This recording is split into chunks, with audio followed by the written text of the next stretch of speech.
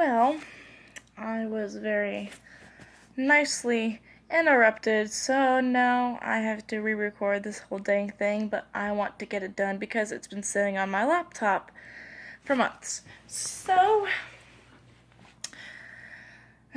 today we are talking about my experience with bullying.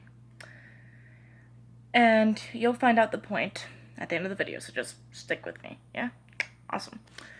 So, I was bullied for the better part of my school career. Yeah, basically more than half. Yeah, definitely more than half because I skipped. It started when I was very young, because I was the weird ADHD, well, basically Asperger's, apparently Asperger's, but at the time, the weird ADHD, bipolar, anxiety kid, running around, incredibly loud because I've never had much control over the volume of my voice. I just I don't realize when I'm talking loud or quiet. Yeah. And no filter. I don't have one now, but it's gotten better. It's gotten a bit better. Okay? At least give me that.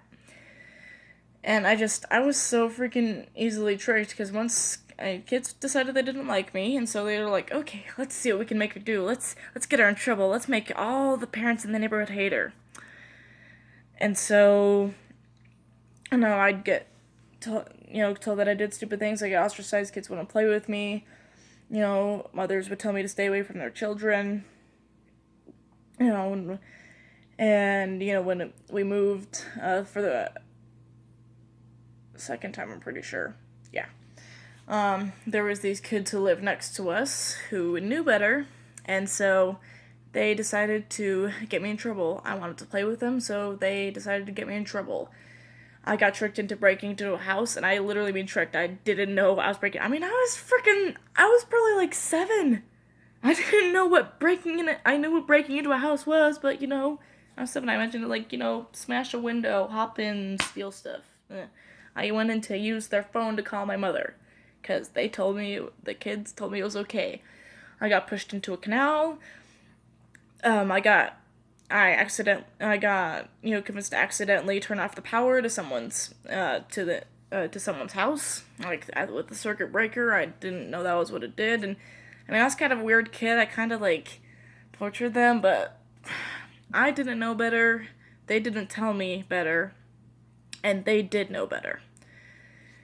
And at school, it wasn't any better. In first grade, to get people to play with me, there was 2 girls who played with me. If I agreed to be the prisoner, and they would tie my wrists to the fence with tumbleweeds, and that's how I got to play.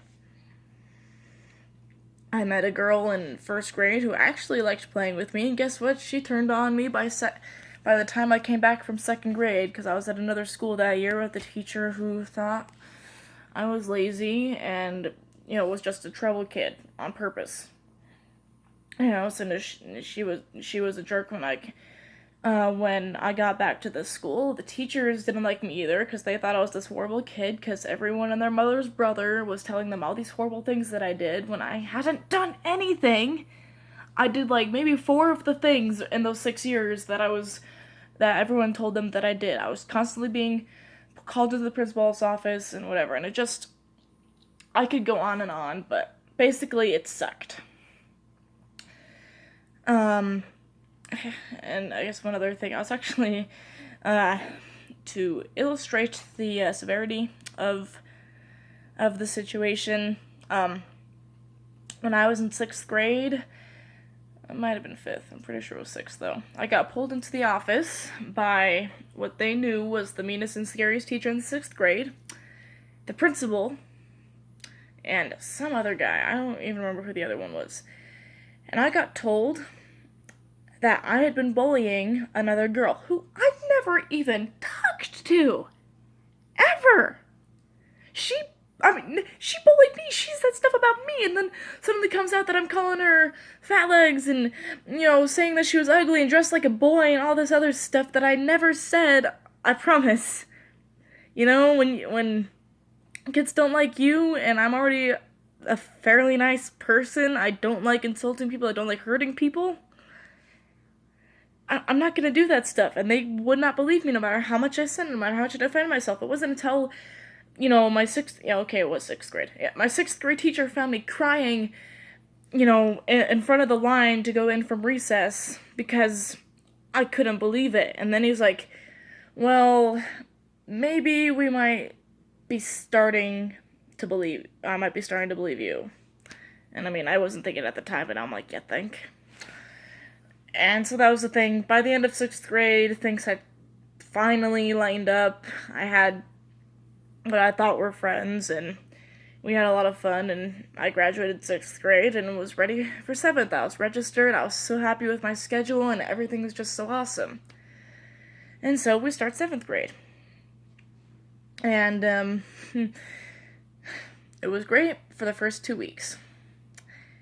And the reason it gets bad isn't even at that school. I was great. I made like 6 new friends on the first day, and I met one of my old friends, one of the 2 friends that I made over at Saratoga Shores in second grade. And like I found her, and I just found all these cool people, and it was great. And I loved my teachers and the homework, and it just seemed like it was going to be awesome. And then on Friday of my second week of 7th grade, my parents come into my room. They say, hey, we need to talk to you. And they say, so your mother got a job, and we're moving to Texas. What? Next week. What? Yeah, that was the thing. It was great. And a lot of time crying, I kind of freaked out, and we got to a bit of a compromise where it's like, okay, tell you what, we'll bring Mom to Texas, and then we'll come back, and you can help Dad pack up, and you can stay there, it'll probably be about 2 weeks, and then you come back, okay? And then I was like, okay, because I took whatever I could get. And so, we take her back. I'm the woman of the house for a few weeks, and I say my last goodbyes, spend a lot of time crying. I've got a journal entry that describes how I felt perfectly, and it's awful. Heck, I was literally going through the grieving process. There's the part of my journal where I'm literally going through denial, just like, what? I'm not leaving. I was kind of distraught. So we say our last goodbyes and get in the truck and we go. And I'd kind of accepted it at this point. Dad starts trying to warn me about Texas and saying they're not going to be the same as they were in Utah, but I'm like, come on. Because I did not know that the area that I live in it's kind of like Zion compared to the rest of the world. I mean, I lived in California before, but like Thousand Oaks is really nice, and the people are nice, and like don't act like, do I know you? And so I just kind of brushed him off, and then we get me registered because I was like, I want to go back to school. I miss school. Just get me in school as soon as I can. Mom's like, my mother was worried. She was like, but she hasn't taken her medication. What if she can't sleep? And she was, freaking out, which understandable. Mothers worry about their daughters, whatever. And I was just like, no, I'll be fine. I want to go to school. I don't care if I can't sleep. I'll be fine. And so we registered me the next day. It took way too long for my taste. I wanted to get in my classes because that's one thing about me. I love school. I love learning. School's like my home away from home most of the time, and it's everything to me. It makes me happy. Usually. Till I get into my first class within 60 seconds. First, when I first walked into the classroom, my first thought was, what is going on in here? It was a nut house. Everyone's like running around laughing. The teacher can't get anyone's attention. I was like, what is happening? This is nothing like what? And I was just bewildered. And then I very quickly found out, people started the path of not liking me within, I think it was probably within 60 seconds of me talking, because, I'm just going around talking, trying to meet new people. I'm the new kid, just like, hey, how you doing? And I don't know what I said. I don't remember saying anything particularly big. I didn't think I'd said anything particularly intelligent at the time. But all of a sudden I hear, oh, so you like the big words. I'm like, what? Yeah. They hated school, they did not want to be there, and they were so slow, man. I was in pre-AP and I was still ahead. I literally asked, because I like math and I was so bored after the warm up because it was always like 10 minutes and we couldn't have our phones out because. What could we? I don't think we could. I don't remember. And so I literally asked my social studies teacher, can you put some algebra problems on a sheet or something for me? I want something to do. And, yeah. Which, all of that, yeah, that's not that bad. So what? You're ahead and people think you're a bit of a nerd. So what? Well, they went from nerd to several kids decided they hated me. And 2 kids in particular got to control the whole school because the two kids that didn't like me the most were the most popular boy and the most popular girl, in the 7th grade. Woo! It was literally like the movies. They turned the entire school against me. And I mean the entire school. There was one girl who was nice to me because she met me before all of that happened. And even she was like, well, people like you more. We need to get you a makeover. We need to just we need to change your hair. We need to put some makeup on you, get you a skirt. And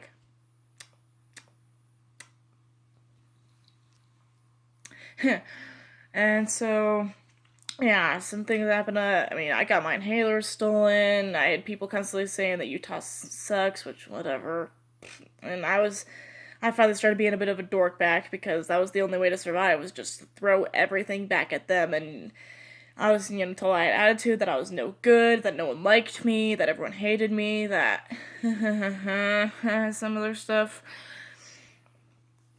And, yeah, it just sucked. And so I held on for about a month of that, and then I got depressed. I was done. I was suicidal, and I wasn't truly suicidal till finally, it had been a thought in my head, and then finally, at the end of the school day, no one paid attention, and no one cared if they did. I collapsed against my locker crying, stayed there, and everyone had left, and I felt like, I can't take this anymore. I cannot go through one more day of this. No one likes me. No one talks to me anymore. I am far away from the only place that I'll ever be able to call home. I can't do it anymore because I'm never going to go back to where I belong. The kids don't like me, and I don't get to talk to the ones that do. So I tried to suffocate myself. I was found by a custodian who thought I was a guy because I had my hair chopped at that time. I'm transgender. That's part of the reason they didn't like me. I was the transgender Mormon kid who didn't hate school.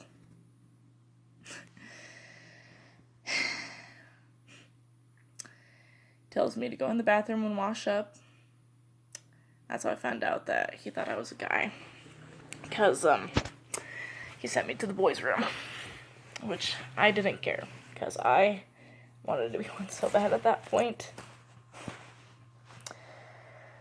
And so I did. Tried to drown myself. And finally just gave up and went home. It didn't get any better. I got lectured by my mother. Got told to suck it up, that was life, that I had too thin of a skin. That's what I was told by every adult. You have too thin of a skin. You need to suck it up. That's life. You are too sensitive. You take things too seriously, which, yeah, I wasn't very good with teasing, but there's a certain level. When you're at the point where a girl, when you're in the locker room just reading your book, trying not to bother anyone, trying not to be bothered, and then 3 girls tap you on the shoulder like, hey, look up. I look up and I see a girl in her undergarments. They're like, you like that? That's when it's starting to become a problem. Just a little bit. Maybe. And so yeah, I attempted suicide about 3 or 4 times that year. Tried to, tear my throat. put a drill bit to my throat, all sorts of stuff, and finally my parents, they don't like Texas, and they're tired of a suicidal Emma, so they say, okay, we're gonna go back to Utah. School year ends. Oddly enough, it was literally like the last month of school that I finally got friends.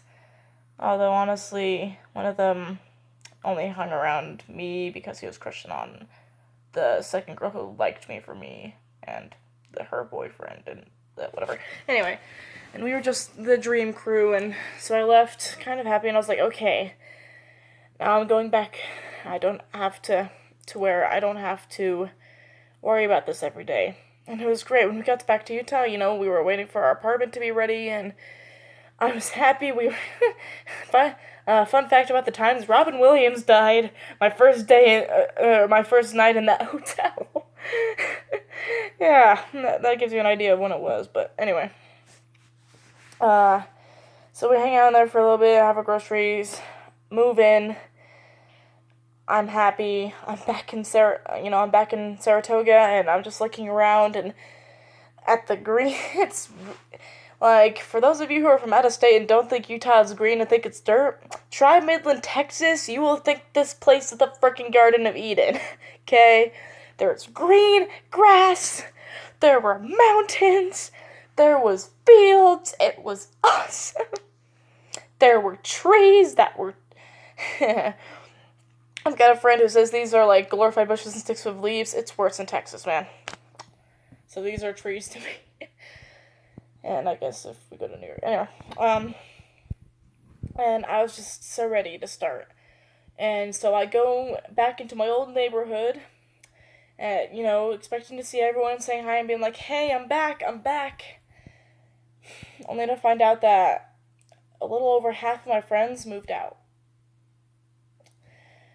The other half was the ones who apparently only tolerated me. One of my friends who I actually really like a lot, his mother does not like me in the slightest, and it makes sense. She's not an interesting lady, but I don't know how to describe her. I'm not going to, whatever. Anyway.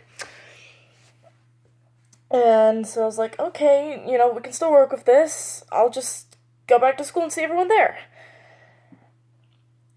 And find out that my best friend, from third grade, the one who had actually, one of like three girls, probably two people who I ever got to hang out with regularly. No, two girls, two boys, and the boys were brothers. Okay, yeah, okay. Anyway, had moved on without me and turned her back on me. Fun fact, she later unfriended me on Facebook and then blocked me and has cut me out of their life since then. And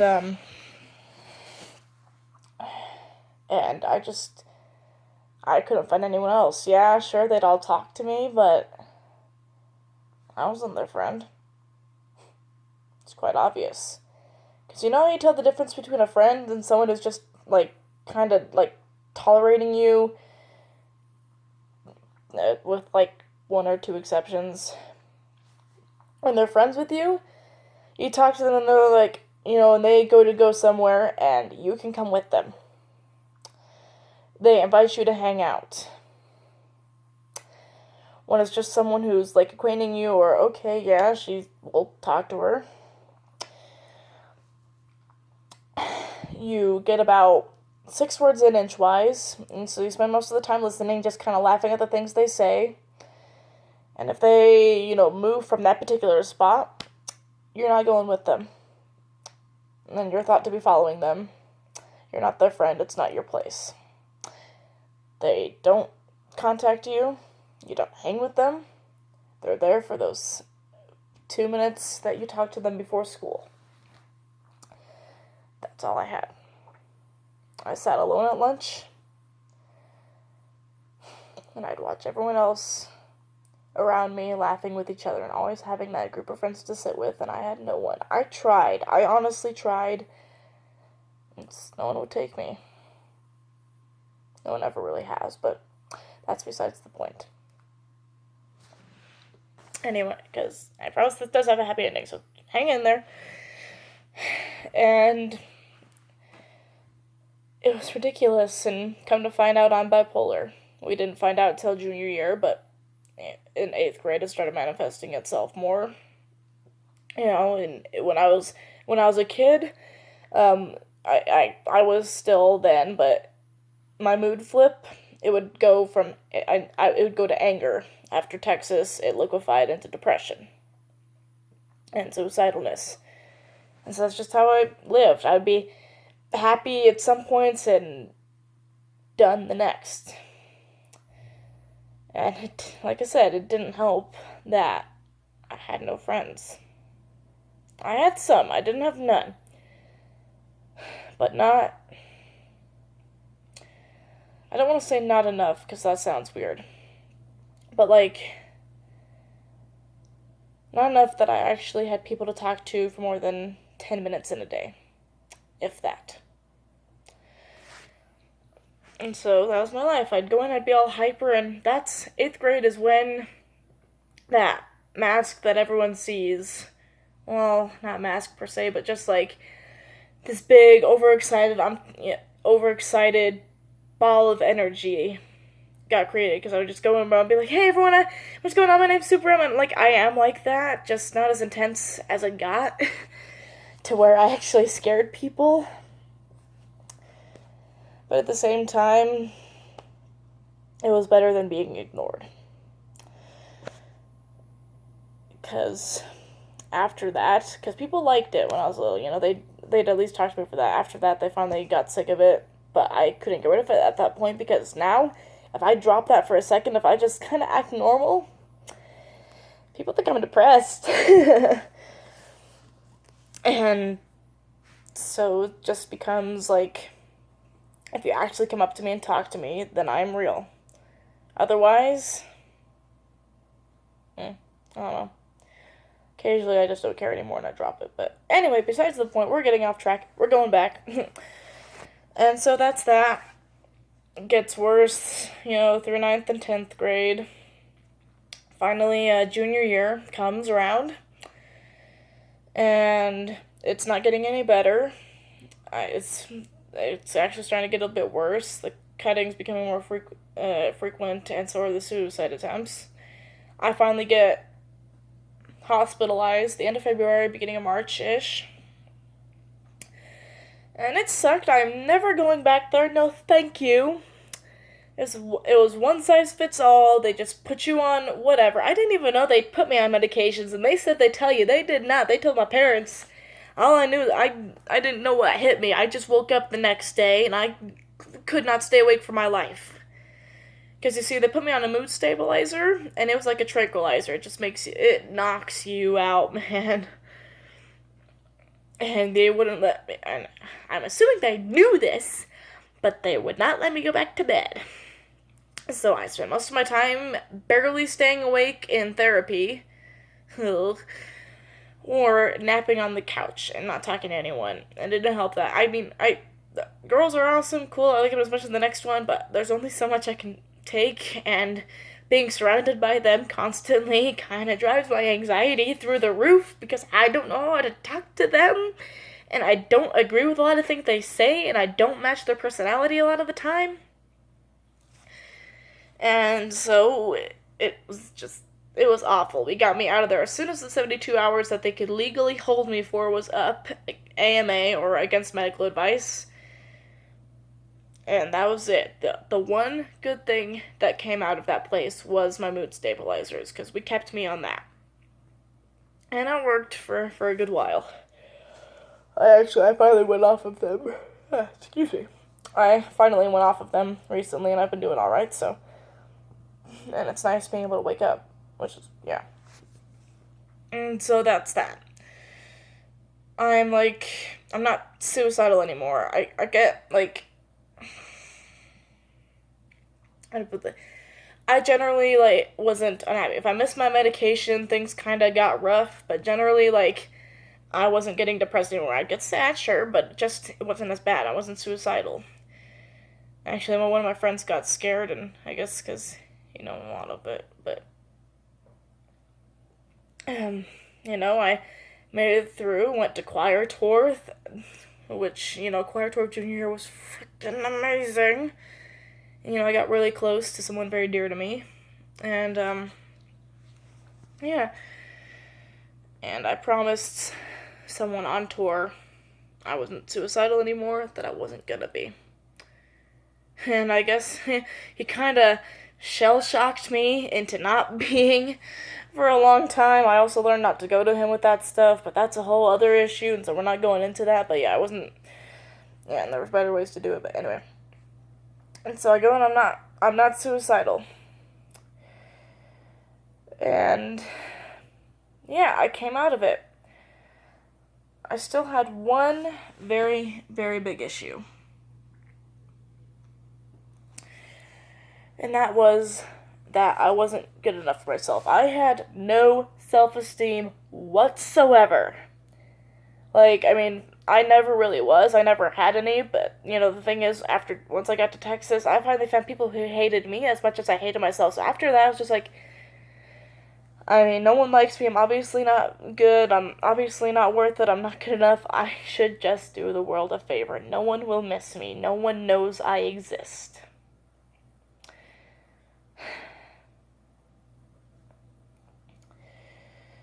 That's why.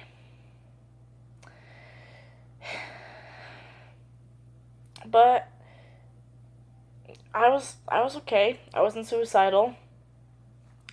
Finally started getting suicidal again. Oddly enough, this senior year, around um, when was it? November? No, December probably. Somewhere around there. I started getting.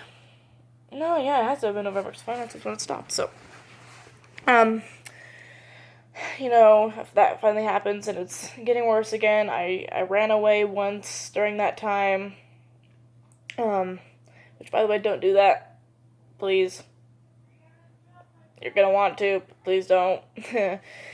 um, and so that was the thing, and I was doing okay, but I was just struggling, and finally, I can't take it anymore for the last time. Fine Arts Assembly. I'm done. I'm not happy at home. Yeah, Fine Arts Assembly comes around and I'm done. And yeah, I'm sitting there crying, trying not to show it on stage. I don't know if I did a good job or not. Probably not. Pretty sure everyone knew I was upset. So be it.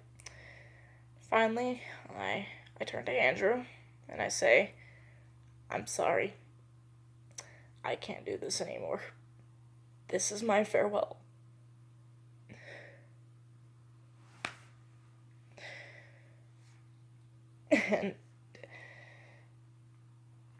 And so we stand up. I'm performing at the Fine Arts Assembly. The Death to Jingle Bells. And the words meant something totally different to me. Because we're just going, Merry Christmas. And the entire time I'm thinking, this is the last time I'll get to see these people. But at the same time, I knew I was done. I didn't think anyone cared. Well, I know my parents cared. That just wasn't enough. Not for someone who's been rejected all their life. I barely make it through that song, and then you are now basically all gonna find out why I say that Sister and Someone saved my life.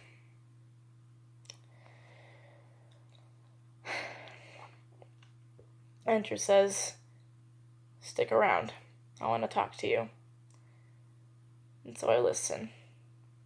I love him, so I'll take any last moments I can get with him. And that was, I didn't know he still loved me at that time. So I figured that he had stopped caring. So he takes me to the windbreaker, and I've got my knife with me. Never used it on myself, but wait. No, I've used it once. Once. I have not used it since then. And that was the one time I used it was at the Fine Arts. And he tells me a bunch of stuff, and he convinces me. Okay, I'm not gonna do that. I pull myself together. It takes a long time. I managed to not, well, yeah, I give myself like 2 scars, and that's that. And I just stay really close to him and to the madrigals because the music calms me down, and he calms me down because he's just fun to watch. He makes me smile when he's on stage.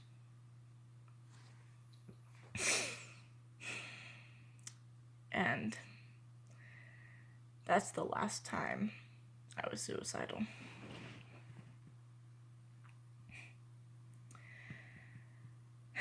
Because after that, I just started seeing all these reasons to live. I still had no self-worth. But I couldn't do that to him. And that's why I say he saves my life every day. Because when all those other reasons for living fade away, when choir and hiking and nature and people who I've helped and, going to school and going to college and Arctic Circle and, all these things in my life, when they cease to matter in my mind, and I'm down on my knees begging Heavenly Father, please make this stop. Please help me. I'm filled with, my mind is filled with memories of him and everything he's said for me and everything he's done for me, and I think, no, I cannot do that to him, and I won't. So I really take a deep breath, I get in bed, I wake up the next morning, I'm good. And honestly, I haven't even had those moments in forever, because I'm always just like, even if the thought mildly pops into my head, I'm just like, no. You got Andrew, you got Tate, you got computers, you got all this. I just start thinking of all these things. I don't want to die anymore. It's awesome. I want to live. I actually mean it. I want to do things. I want to go on and live my life. I don't want to leave this world. I'd miss it too much. I'd miss the people in it too much. And the things.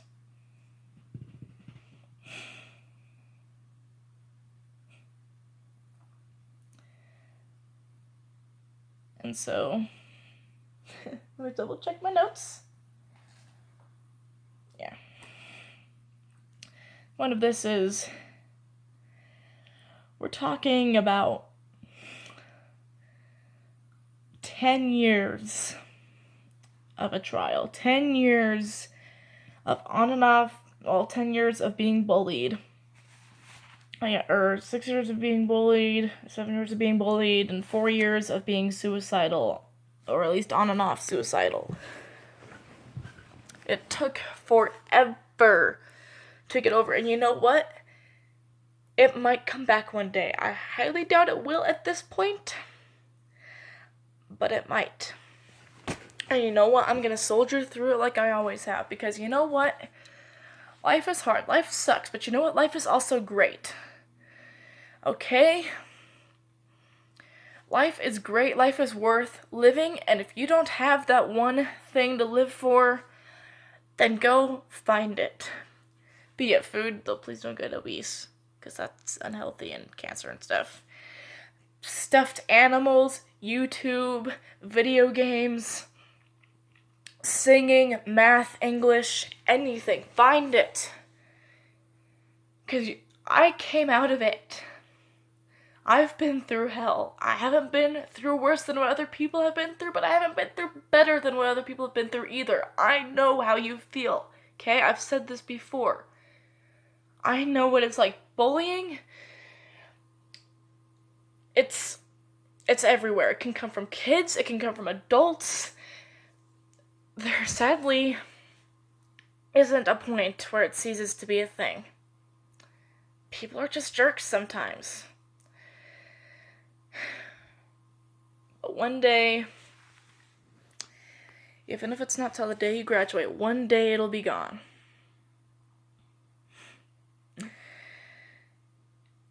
And you'll be the one laughing.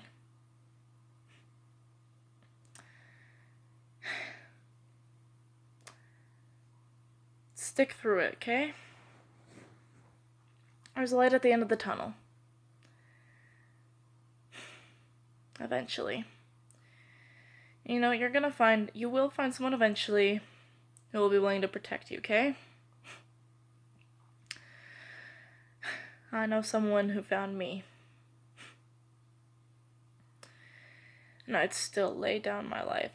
When I found out about some of the stuff that was still happening to him, as I knew him, by some idiots in his gym class, I wanted to go and deck him. You're gonna find the person who cares, and holy crap, this video is long. And I'm running out of time, so I'm gonna wrap it up and say, stick through it. Good luck out there. It will end.